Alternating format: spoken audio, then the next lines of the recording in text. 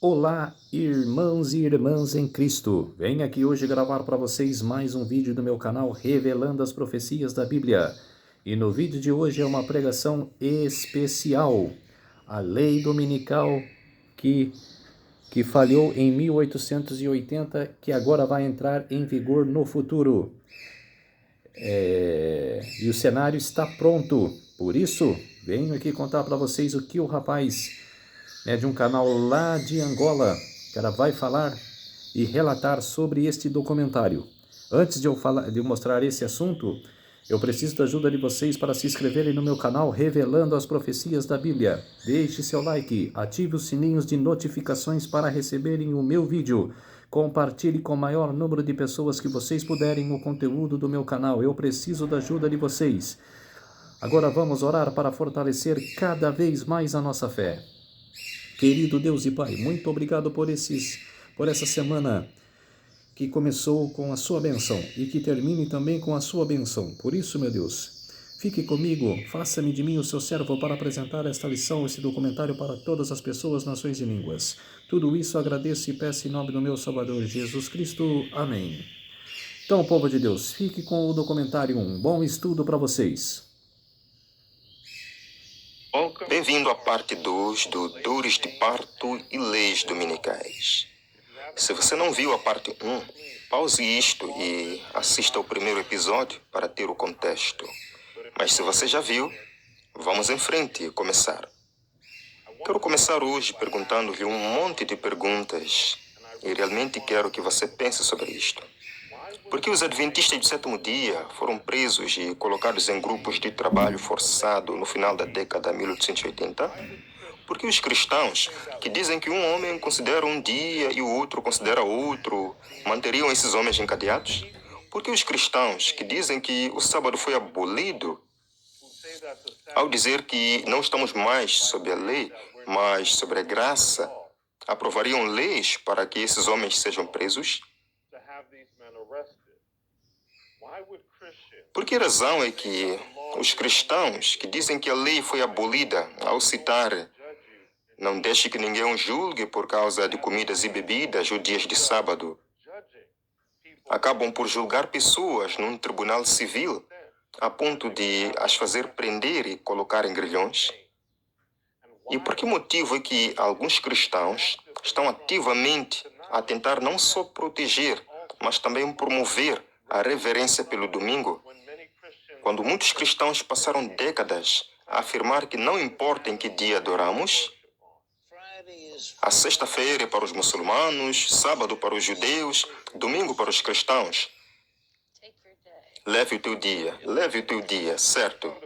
Estas são as questões que me atormentam. Quero dizer honestamente, sou eu, ou está a ficar claro que talvez, apenas talvez, os homens e as mulheres que estão a exigir um tratamento especial para o domingo não acreditam realmente que a lei foi abolida, mas antes acreditam que a lei foi alterada e querem forçar os outros a respeitar essa alteração.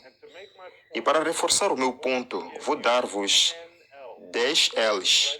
Estão prontos? Muito bem. Aqui vamos.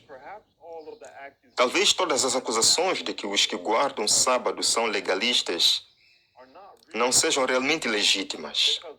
Porque o que é mais legalista? Pregar e ensinar que Deus quer que honremos o sábado do sétimo dia? Ou tentar usar o governo para legislar uma lei legal que torne os negociantes responsáveis por trabalho aos domingos, para que as pessoas possam manter o trans-sábado? E não sei quanto a você, mas tudo isso me parece muito legalista. Mas mesmo assim, aqui estamos nós, com pessoas a tentar passar leis laborais. E lá estávamos nós, com os que guardam sábado, a infringir essas leis laborais. E esses guardadores do sábado encontraram-se acorrentados pelo crime de trabalhar no chamado Dia do Senhor. E a pergunta que quero responder é: por quê? E aqui está a resposta. Há uma profunda estrutura teológica que andou a impulsionar esta mentalidade no passado. E começamos a olhar para isso no episódio anterior, e vamos descompactar um pouco mais hoje. Isso remonta às ideias que foram promovidas neste livro. Queria mostrar que isso era o melhor para o bem comum da sociedade. Neste livro, Wilber defende que o domingo é essencial não apenas para a observância religiosa, mas também como uma instituição civil que protege os direitos do trabalhador a descansar e também resguarda a sociedade da tirania do trabalho incessante. No livro, Wilber cita o discurso de um sindicalista chamado Sr. Brodert, que disse: para aqueles que vivem numa vida incessante de trabalho, domingo é como a correnteza refrescante no deserto para um viajante cansado. Você quer um presente? Eu sou membro da Igreja de Jesus Cristo dos Santos dos Últimos Dias e esse aqui é o Livro de Mórmon. Ele fala especificamente sobre Jesus Cristo e esse livro mudou a minha vida e você pode receber um gratuitamente. Temos muitos livros iguais a esse que Deserto para um viajante cansado. Uma correnteza refrescante, tão poético, mas tão errado. Em outro lugar, ele incluiu esta citação de um homem chamado W. H. Ryder, que disse: as leis do sábado são justificadas numa república com base na autoconservação. Elas também são justificadas por um comando divino e pela experiência da humanidade. Elas são justificadas porque o domingo é o dia de descanso do pobre, que nem a riqueza nem a maldade têm o direito de tirar. Elas são justificadas sob o princípio de que o privilégio de descansar para cada cidadão depende da observância de um dia de descanso por todos os cidadãos.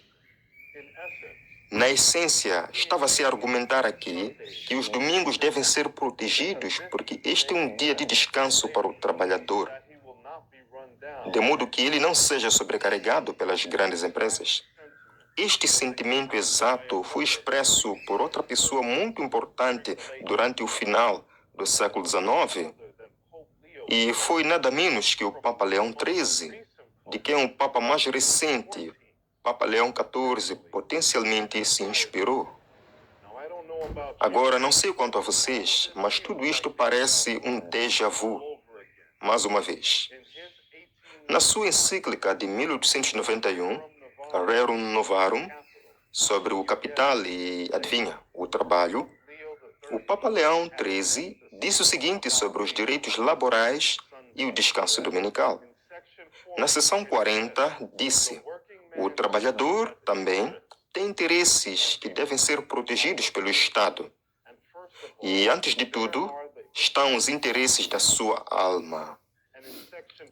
E na seção 41, continua a dizer: disto decorre a obrigação de cessações do trabalho e do labor aos domingos e em certos dias santos. O descanso do trabalho não deve ser entendido como uma mera entrega à ociosidade. Muito menos deve ser uma ocasião para gastar dinheiro e para indulgências viciosas, como muitos gostariam que fosse, mas deve ser um descanso do trabalho santificado pela religião.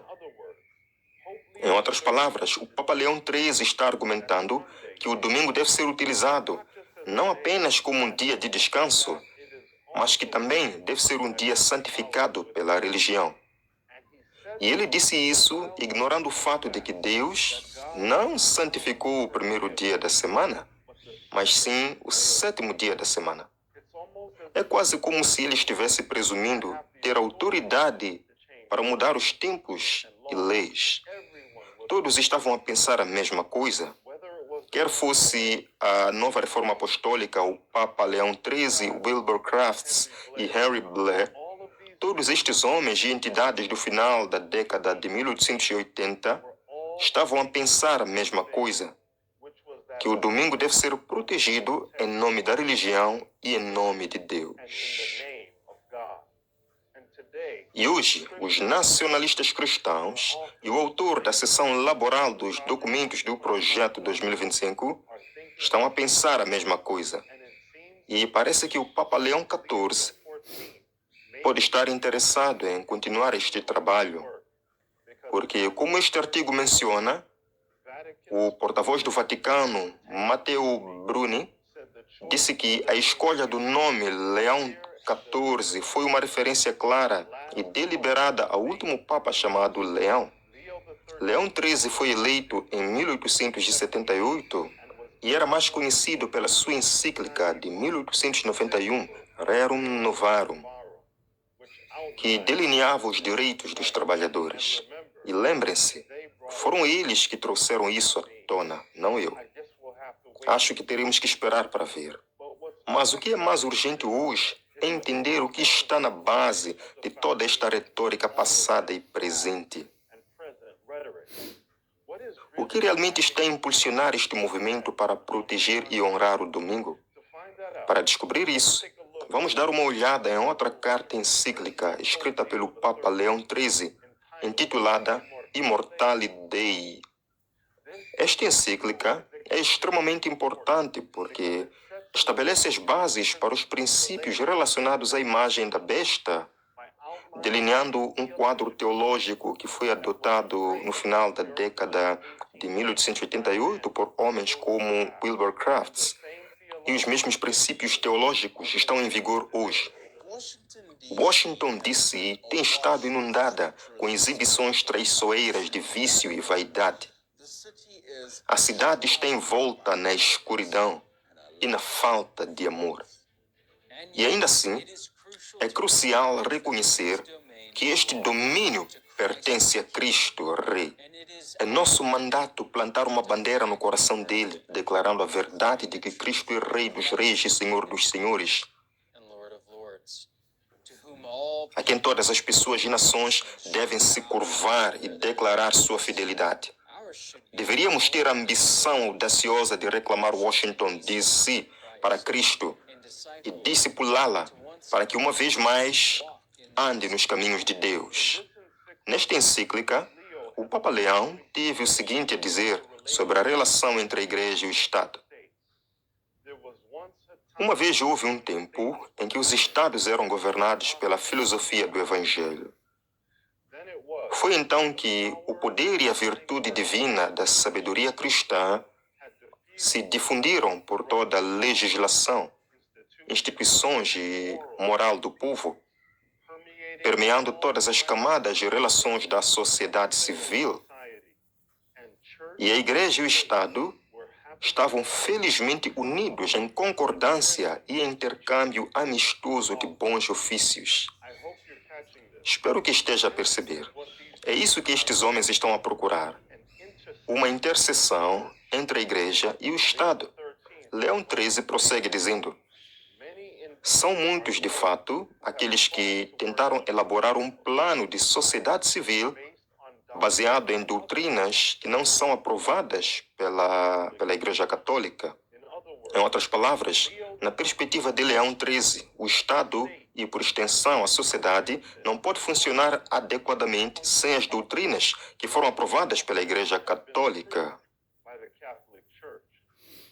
E ele diz isto porque acreditou, e muitos ainda acreditam, que a Igreja Católica é a única verdadeira igreja e que Deus lhe deu a plena autoridade para guiar as consciências da humanidade. Uma das extensões deste pensamento é que parte do propósito divinamente ordenado do governo é proteger o homem, proteger o trabalhador, e a crença é que isso pode ser feito garantindo-lhe um descanso das suas dores laborais, protegendo o chamado sábado de domingo. Devido a isto, o Papa Leão XIII apoiou plenamente a utilização de sindicatos para alcançar alguns destes objetivos. Ele disse isso na Rerum Novarum, quando escreveu: os mais importantes de todos são os sindicatos dos trabalhadores. Esses sindicatos devem estar adequados às exigências da nossa época, uma época de educação mais ampla, de hábitos diferentes e de exigências muito mais numerosas na vida diária. É gratificante saber que existem efetivamente algumas associações dessa natureza, consistindo ou de trabalhadores apenas ou de trabalhadores e empregadores juntos.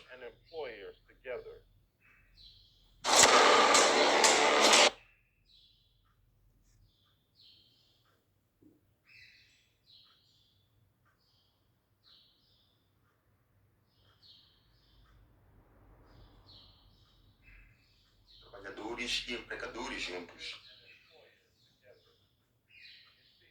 Veja, há algo para todos. Sindicatos para os liberais e leis religiosas para os conservadores. É por isso que, em Apocalipse 13, vemos o uso da marca na mão e na testa.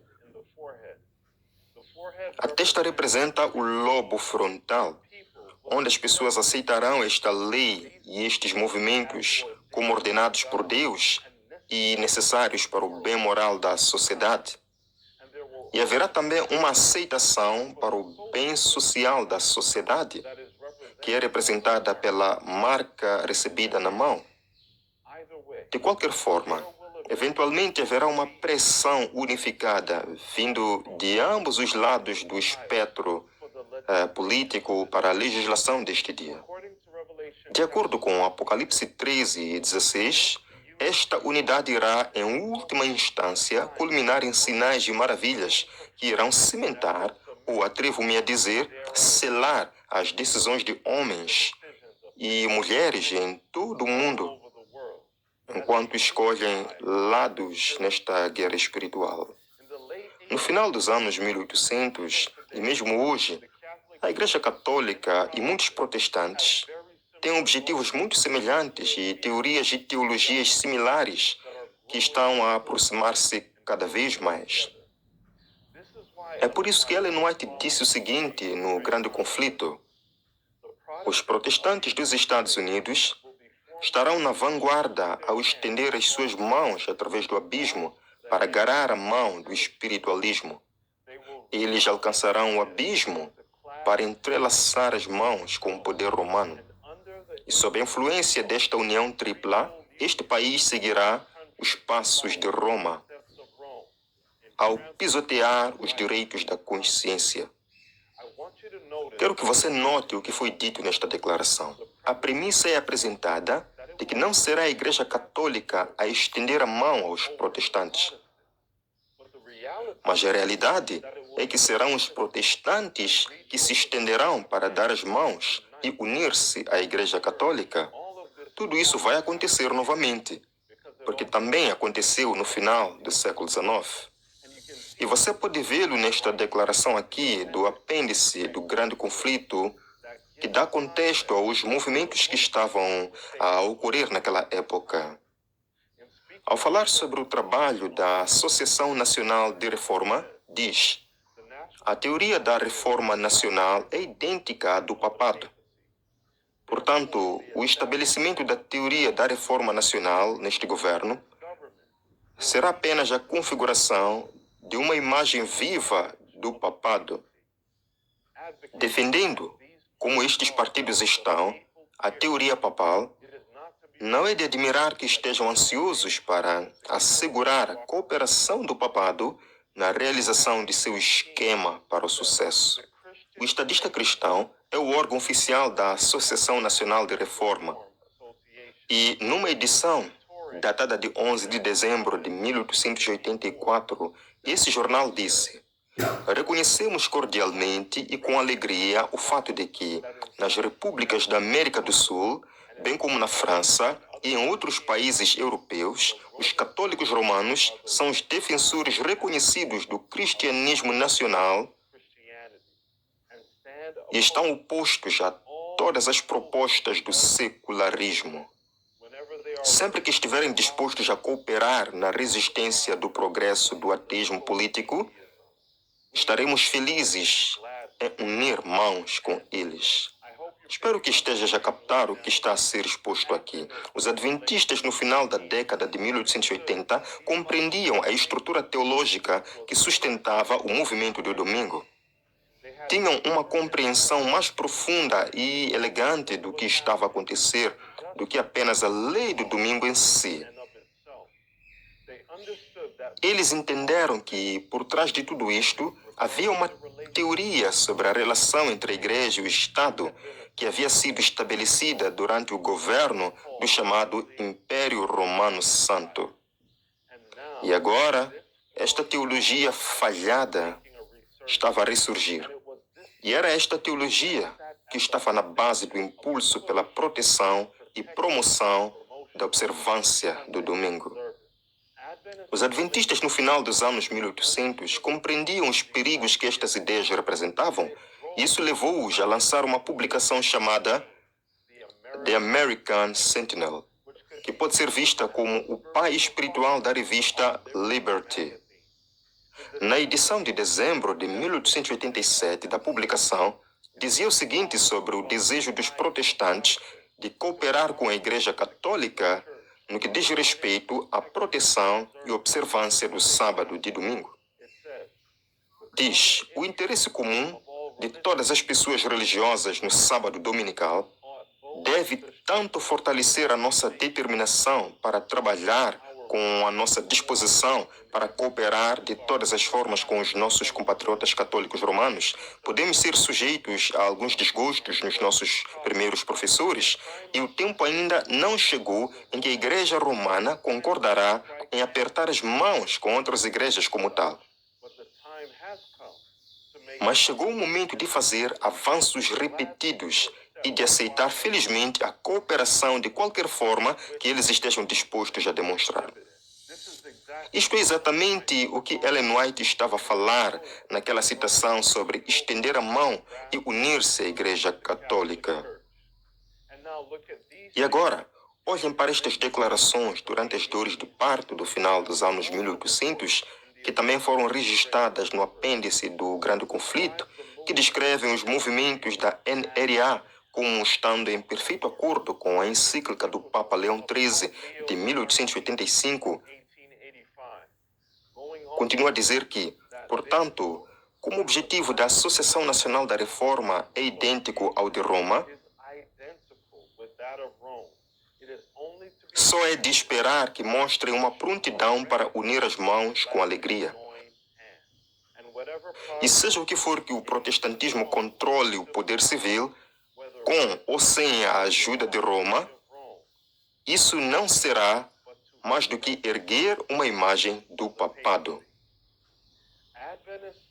Os adventistas como A.T. Jones e E.J. Wagner, os editores do The American Sentinel, compreendiam que este princípio de tentar utilizar o Estado de uma forma que ultrapasse os limites da liberdade de consciência visava virtualmente estabelecer a imagem do papado, também conhecida como a imagem da besta. Você vê? Muitas vezes, quando estamos a ler o Apocalipse 13, 14, focamos-nos apenas na marca da besta, concentramos-nos apenas na lei do domingo, mas e quanto à imagem da besta? Apocalipse 13, 14 a 15, afirma que farão uma imagem da besta que terá um poder para dar vida à imagem da besta, e que a imagem da besta deverá falar, e que aqueles que não adorarem a imagem da besta deverão ser mortos. E em Apocalipse 14, 9 a 11, Deus adverte contra adorar a besta e a sua imagem. Em Apocalipse 15, verso 2, a Bíblia mostra-nos que aqueles que estão sobre o mar de vidro devem vencer a besta e a sua imagem. E além de vencer a marca do seu nome, isto significa que a nossa vitória deve incluir a superação da mentalidade de que podemos controlar as consciências de outros seres humanos. E, por extensão, isso significa que devemos vencer esta mentalidade de que Deus quer usar o Estado para controlar a moral da humanidade. Porque, como disse no episódio 1 desta série, Deus é um Deus de liberdade e Ele não nos forçará a descansar ou adorar em qualquer dia. E isto, meus amigos, traz-nos de volta ao início. No início deste vídeo, fiz várias perguntas sobre por que os adventistas do sétimo dia acabaram presos a trabalhar em grupos de reclusos por trabalharem no chamado sábado dominical. É porque estavam a violar a lei feita pelo homem, que os obrigava a descansar num dia em que Deus não abençoou. E esta compreensão não deve ser ignorada. Como pode alguém ter o direito de obrigar outro homem a descansar? A minha posição é que, com base na história e na profecia, este desejo de forçar os outros a descansar levará, em última análise, a forçar os outros a adorar. E é por isso que precisamos começar a falar sobre isto a partir de agora. E não esperar até que os zelotes cristãos levem esta coação à sua conclusão natural, que é legislar a adoração. No próximo e último episódio desta série, faremos outra viagem no tempo, ainda mais para o passado, onde encontraremos a fundação e o processo destas leis laborais e das dores de parto. E também os fundamentos da teologia que impulsionava o desejo entre os cristãos de usar o Estado para alcançar os seus objetivos. Ao fazer isso, podemos ter uma visão completa de onde a humanidade esteve e para onde a humanidade está a caminhar. Portanto, se ainda não o fizeste, subscreve e partilha este vídeo, porque temos mesmo que fazer a nossa parte para que as pessoas comecem a pensar mais profundamente sobre estas questões.